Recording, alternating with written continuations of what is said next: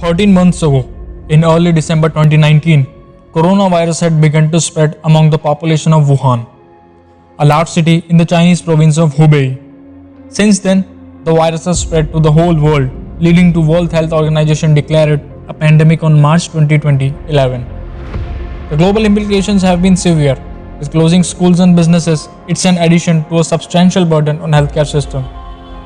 With crashing economies to lowest ever oil prices, the International Air Transport Association projects a loss in airline revenue by $314 million. A health disaster is unfolding. The world's strictest lockdown crippled the daily routine and critical services, with spending less than 2% of GDP. India is sitting on a healthcare time bomb. With more than 10 million cases, the pandemic has left 12 crore Indians jobless.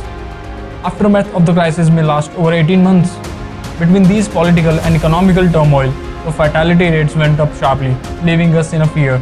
India has recorded 156,000 deaths so far. The COVID virus is an enemy with just one trick: infect, and infect.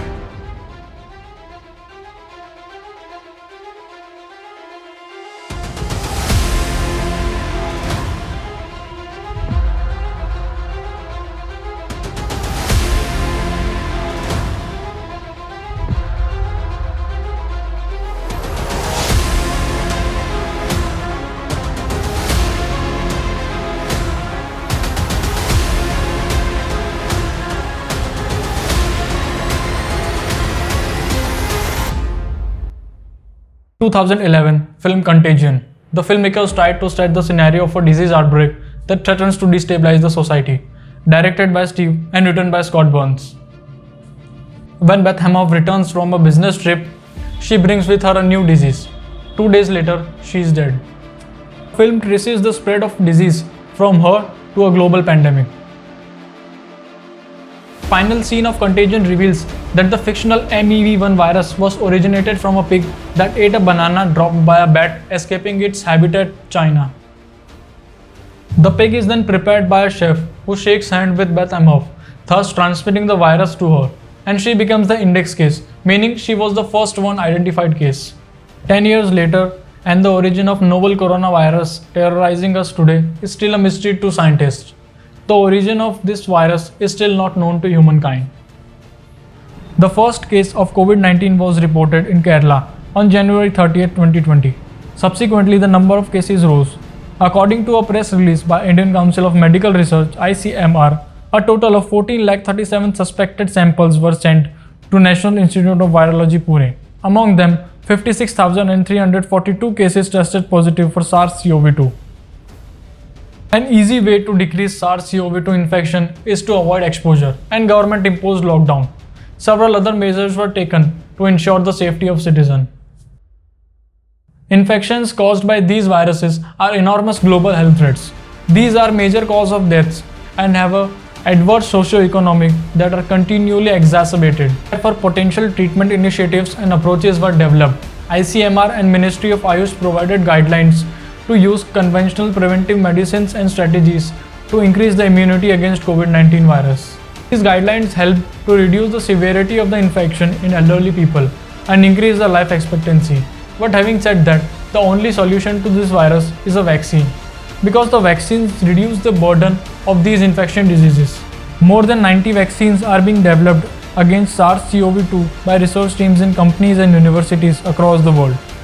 Researchers are trialing different technologies, some of which haven't been used in a licensed vaccine before. Understandably, vaccine safety gets more attention than vaccine effectiveness.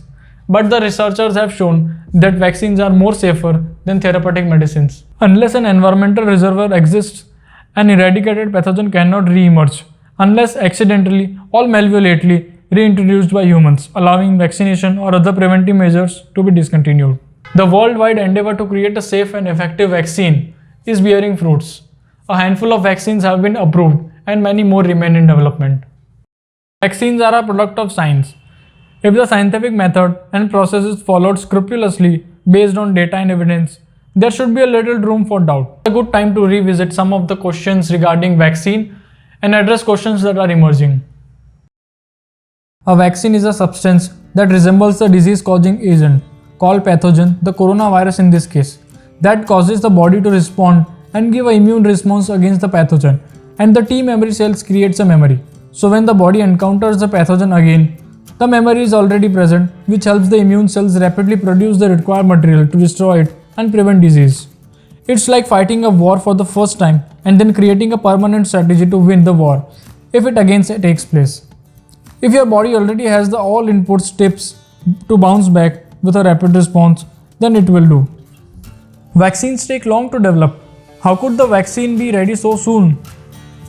There are several reasons. Scientific information has been openly shared, and the virus was similar to the SARS-CoV-1 and MERS virus, on which considerable work was already been done. It took just 63 days from the availability of the genome sequence for Moderna mRNA-1273 vaccine to enter the phase 1 trial in US. What are the ingredients in a vaccine? Antigen, preservatives, stabilizers, surfactants, residuals, adjuvant, and diluent. How are vaccines developed and types?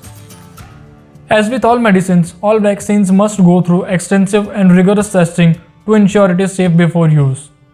If the vaccine triggers an immune response, it is then tested in clinical trials in 3 phases, where in consecutive phases the number of volunteers taking the vaccine increases and are closely monitored.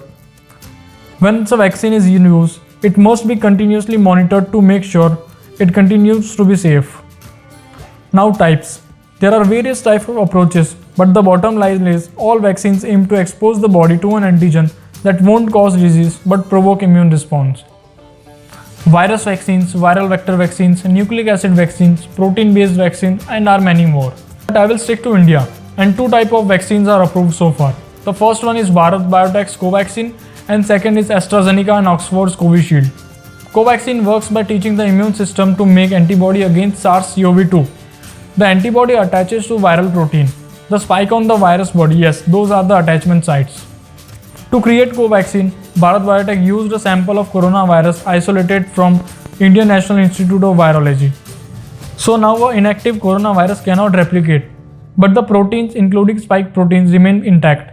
So the virus is now considerably weak and cannot replicate. So if it enters body, it cannot harm much, but would be enough for immune system to get activated. The researchers then drew off the inactivated virus and mixed them with a tiny amount of aluminum-based compound called adjuvant.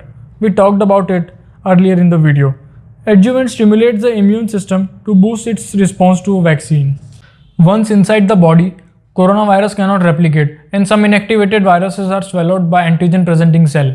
The APC tears apart the COVID virus and displays some of its fragments on its surface. And then the full-fledged war begins, where T helper cells, B cells, gets activated. It proliferates and pours out antibodies that have the same shape as the surface proteins.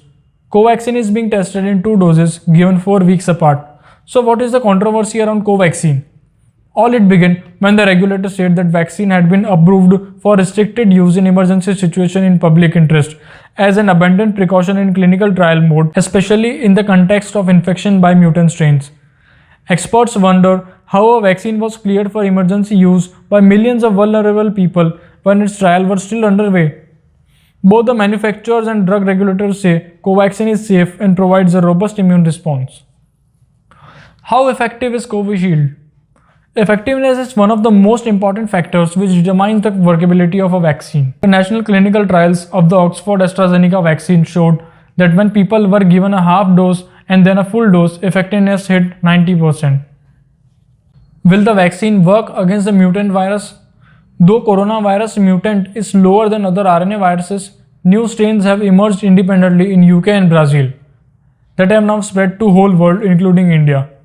However, we don't have enough information for any case of vaccine failure. After a long 13 months, we have a COVID vaccine to protect the humankind. And now it's clearly a time to take bold actions on healthcare front. India is sending its domestically developed vaccine to several neighboring countries, including Nepal, Bangladesh, and Myanmar. 92 countries approach India for the COVID-19 vaccine, bolstering New Delhi's credential as a coronavirus vaccine hub. But the origin of novel coronavirus still remains a mystification.